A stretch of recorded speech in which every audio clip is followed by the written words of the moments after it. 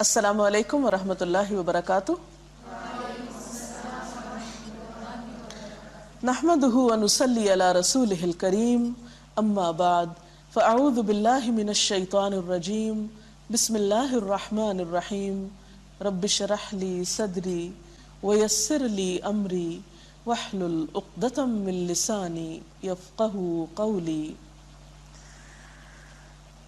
ناظرین، ہمارا آج کا موضوع گفتگو ہے کہ ہم روزہ کیوں رکھیں۔ ہم سب جانتے ہیں کہ روزہ ایک فرض عبادت ہے، اللہ تعالیٰ کا حکم ہے۔ یہ بات ہم بچپن سے سنتے آئے ہیں، لیکن یہ بات کہاں لکھی ہوئی ہے، ہمیں کیسے پتہ چلی ہے کہ واقعی فرض عبادت ہے؟ تو اس سلسلے میں آئیے ہم اللہ تعالیٰ کی کتاب قرآن پاک کی طرف رجوع کرتے ہیں، جو ہم سب کے لیے، تمام انسانیت کے لیے کتاب ہدایت ہے۔ قرآن پاک کی سورۃ البقرہ آیت نمبر 183 میں اللہ سبحانہ وتعالیٰ فرماتے ہیں، یا ایھا الذین آمنوا کتب علیکم الصیام کما کتب علی الذین من قبلکم لعلکم تتقون۔ اے لوگو جو ایمان لائے ہو، تم پر روزے فرض کیے گئے جیسے تم سے پہلی قوموں پر فرض کیے گئے تھے، تاکہ تم میں تقوی پیدا ہو۔ تو گویا ہم سب کو روزہ اس لیے رکھنا ہے کہ یہ اللہ سبحانہ وتعالیٰ کا حکم ہے، یہ ایک فرض عبادت ہے، اور یہ صرف ہم پر ہی فرض نہیں بلکہ پہلی امتوں پر بھی فرض تھا۔ پھر ہم دیکھتے ہیں کہ قرآن پاک میں ہی اللہ سبحانہ وتعالیٰ فرماتے ہیں، فَمَنْ شَهِدَ مِنْكُمُ الشَّهْرَ فَلْيَصُمْ۔ اب جو شخص اس مہینے کو پائے اسے لازم ہے کہ وہ اس کے روزے رکھے۔ گویا یہ ایک تاکیدی حکم ہے۔ ہاں، اگر کوئی مجبوری ہو، بیماری ہو، عذر ہو، تو اس صورت میں فرمایا وَمَنْ كَانَ مَرِيدًا أَوْ عَلَى سَفَرٍ فَعِدَّةٌ مِّنْ أَيَّامٍ أُخَرَ۔ اور جو کوئی مریض ہو یا سفر پر ہو تو وہ دوسرے دنوں سے گنتی پوری کر لے۔ گویا اگر وہ رمضان میں روزہ نہیں رکھ سکا تو رمضان کے بعد اس کو قضا روزہ رکھنا ہوگا، گنتی پوری کرنی ہوگی۔ اور ایسا کیوں ہے کہ یرید اللہ بکم الیسر ولا یرید بکم العسر۔ اللہ تعالیٰ تمہارے ساتھ نرمی چاہتا ہے، سختی نہیں کرنا چاہتا۔ وَلِتُكْمِلُوا الْعِدَّةَ، اور یہ طریقہ تمہیں اس لیے بتایا جا رہا ہے تاکہ تم روزوں کی تعداد پوری کرو۔ تو اس سے ہمیں یہ بھی پتہ چل رہا ہے کہ نہ صرف یہ کہ ہمیں روزے رکھنا ہے، بلکہ اس سال میں جتنے بھی روزے ہوں گے 29 یا 30، ان کی گنتی بھی پوری کرنا ہے۔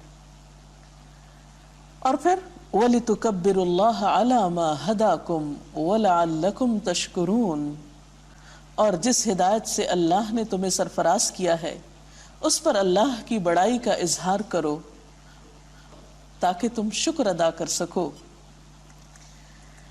قرآن پاک کے علاوہ حدیث رسول صلی اللہ علیہ وسلم سے بھی ہمیں روزے کی فرضیت کا پتہ چلتا ہے۔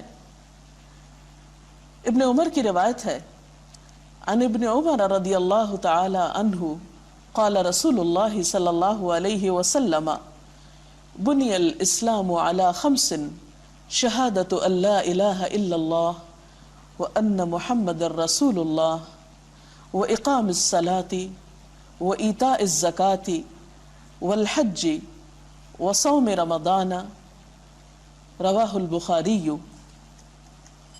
حضرت ابن عمر یعنی عبداللہ بن عمر رضی اللہ تعالی عنہ فرماتے ہیں کہ نبی اکرم صلی اللہ علیہ وسلم نے فرمایا، اسلام کی بنیاد 5 چیزوں پر ہے۔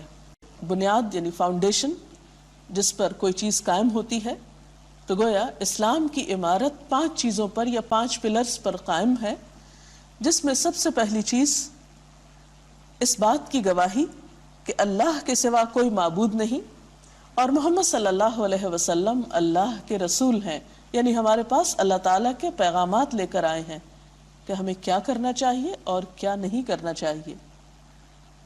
اور پھر نماز قائم کرنا، زکوٰۃ ادا کرنا، حج کرنا اور رمضان کے روزے رکھنا۔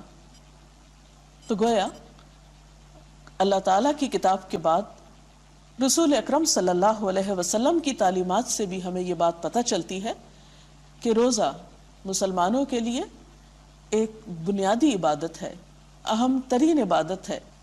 اس کے بغیر دین کا تصور مکمل نہیں ہوتا۔ ایک اور حدیث سے ہمیں پتہ چلتا ہے، حضرت ابو ہریرہ رضی اللہ تعالی عنہ روایت کرتے ہیں کہ ایک اعرابی نبی صلی اللہ علیہ وسلم کی خدمت میں حاضر ہوا اور عرض کیا کہ مجھے کوئی ایسا عمل بتائیے کہ جس کے کرنے سے میں جنت میں داخل ہو جاؤں۔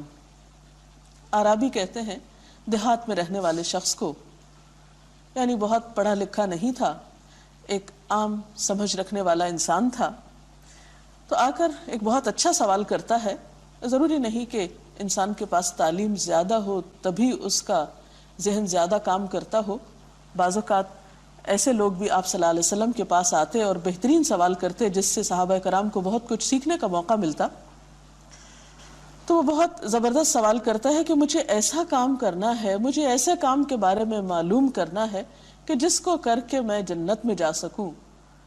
تو آپ صلی اللہ علیہ وسلم نے فرمایا، اللہ تعالیٰ کی عبادت کرو، اس کے ساتھ کسی کو شریک نہ کرو، فرض نماز قائم کرو، فرض زکوٰۃ ادا کرو اور رمضان کے روزے رکھو۔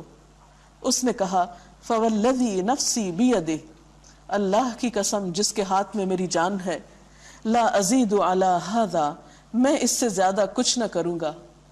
تو جب وہ آدمی واپس ہوا تو آپ صلی اللہ علیہ وسلم نے فرمایا، جسے جنتی آدمی دیکھنا پسند ہو وہ اسے دیکھ لے۔ اس حدیث کو بھی بخاری نے روایت کیا ہے۔ تو اس سے پتہ چلتا ہے کہ فرائض کی ادائیگی انسان کے لیے جنت کے دروازے کھولتی ہے۔ اور پھر ایک عام انسان جس کو بہت تعلیم حاصل کرنے کا موقع نہیں ملا، جو بہت باریکیوں کو نہیں سمجھتا، دین کے اگر فرائض کو اچھی طرح ادا کرتا ہے اخلاص کے ساتھ اللہ تعالیٰ کی رضا کے لیے، تو ایسا شخص بھی کامیابی سے ہمکنار ہوگا۔ لیکن اس کے ساتھ ساتھ ہمیں یہ بھی یاد رکھنا چاہیے کہ فرض کا چھوڑ دینا کوئی معمولی بات نہیں۔ جہاں ایک طرف فرض کی ادائیگی بہت اجر و ثواب کا باعث ہے، وہاں فرض کا چھوڑنا بہت نقصان کا سبب بھی ہے۔ اسی لیے ہم دیکھتے ہیں کہ آپ صلی اللہ علیہ وسلم نے ان لوگوں کی سزا بھی بہت سخت بتائی جو جان بوجھ کر روزہ چھوڑ دیتے ہیں اور بغیر کسی عذر کے، بغیر یعنی سفر کے یا بیماری کے، بلا وجہ صحت مند ہوتے ہوئے، مواقع پاتے ہوئے بھی روزے کی پرواہ نہیں کرتے۔ تو اس میں ایک جو روایت ہے وہ یوں ہے کچھ، حضرت ابو امامہ باہلی کہتے ہیں، میں نے نبی صلی اللہ علیہ وسلم کو فرماتے ہوئے سنا کہ میں سویا ہوا تھا، میرے پاس دو آدمی آئے، انہوں نے مجھے بازوؤں سے پکڑا اور مجھے ایک مشکل چڑھائی والے پہاڑ پر لائے اور دونوں نے کہا، آپ اس پہاڑ پر چڑھیں۔ میں نے کہا، میں نہیں چڑھ سکتا۔ انہوں نے کہا، ہم آپ کے لیے سہولت پیدا کر دیں گے۔ پس میں چڑھ گیا، یہاں تک کہ میں پہاڑ کی چوٹی پر پہنچ گیا۔ میں نے پوچھا، یہ آوازیں کیسی ہیں؟ انہوں نے کہا، یہ جہنم والوں کی چیخ و پکار ہے۔ پھر میرے ساتھ وہ آگے بڑھے، جہاں میں نے کچھ لوگ الٹے لٹکے ہوئے دیکھے جن کے منہ کو چیر دیا گیا تھا اور اس سے خون بہہ رہا تھا۔ میں نے پوچھا، یہ کون لوگ ہیں؟ انہوں نے جواب دیا، یہ وہ لوگ ہیں جو روزہ وقت سے پہلے افطار کر لیا کرتے تھے، یعنی روزے کا احترام نہیں کرتے تھے، اس فرض کو پوری طرح ادا نہیں کرتے تھے۔ یہ روایت ابن خزیمہ نے بیان کی ہے۔ بات یہ ہے کہ اس میں ہم دیکھتے ہیں کہ نبی صلی اللہ علیہ وسلم نے خواب میں یہ دیکھا تھا جس کو آپ نے صحابہ کرام کے سامنے بیان کیا۔ تو یہاں یہ بات بھی ذہن میں رہے کہ انبیاء کے خواب سچے ہوتے ہیں، اور انبیاء علیہم السلام کو صرف جاگتے حالت میں ہی تعلیم نہیں دی گئی، خوابوں کے ذریعے بھی تعلیم دی گئی ہے۔ اور آپ دیکھیے کہ جو شخص صرف دن میں نہیں رات میں بھی تعلیم کا کام کرتا ہے، یعنی خواب کے ذریعے کچھ سیکھتا ہے اور پھر دن میں سکھاتا ہے، تو اس کے عمل کی قوت دگنی ہو جاتی ہے۔ اللہ تعالیٰ سے دعا ہے کہ ہمیں اس فرض کو بہترین طریقے سے ادا کرنے کی توفیق عطا فرمائے۔ اب اگر آپ کے ذہن میں کوئی سوال ہے تو آپ کر سکتے ہیں۔ میرا آپ سے سوال ہے کہ جیسے آپ نے کہا کہ رمضان کی گنتی پوری کرنی ہوگی روزوں کی، تو اس میں یہ کہ اگر کوئی روزہ نہ رکھ سکے تو اس کو روزے رمضان کے بعد جو روزہ رکھنا ہوگا اس میں صرف روزہ ہی رکھنا ہوگا یا کفارہ بھی دینا ہوگا؟ کوئی چیز جی، ان کا سوال یہ ہے کہ اگر کوئی شخص رمضان میں روزے نہیں رکھ سکا اور رمضان کے بعد وہ اس کی گنتی پوری کرنا چاہتا ہے تو کیا صرف روزہ رکھنا ہی کافی ہوگا یا پھر اس کا کفارہ بھی دینا ہوگا؟ تو اس کے لیے بات یہ ہے کہ روزے کا بدلہ روزہ ہی ہے۔ اگر کوئی شخص معذور ہے، اتنا بیمار اور مجبور ہے، ایسے مرض میں مبتلا ہے کہ جس میں وہ دوبارہ بھی روزہ رکھنے کے قابل نہیں، تو وہ شخص کفارہ دے سکتا ہے۔ لیکن وہ شخص جو رمضان کے بعد اپنے عذر سے نکل آئے، مثلا بیمار تھا اور وہ صحت مند ہو جائے اور اب روزہ رکھنے کے قابل ہو، تو اس کے لیے کفارہ نہیں، روزہ ہی ہے، یعنی قضا روزہ رکھنا ہوگا اس کو۔ کوئی اور سوال؟ روزہ کس عمر میں فرض ہوتا ہے؟ روزہ فرض ہونے کی کوئی عمر نہیں بتائی گئی کہ 10 سال میں یا 11 سال میں، اس کے لیے بلوغت شرط ہے، یعنی ایک بچہ جب بلوغت کی عمر کو پہنچ جائے، لڑکی یا لڑکا، اور اس کی اپنی علامات ہیں جو بتائی گئی ہیں، تو اس وقت سے روزہ فرض ہو جاتا ہے۔ پھر بغیر عذر کے روزہ چھوڑنا ایک بہت بڑا گناہ شمار ہوتا ہے۔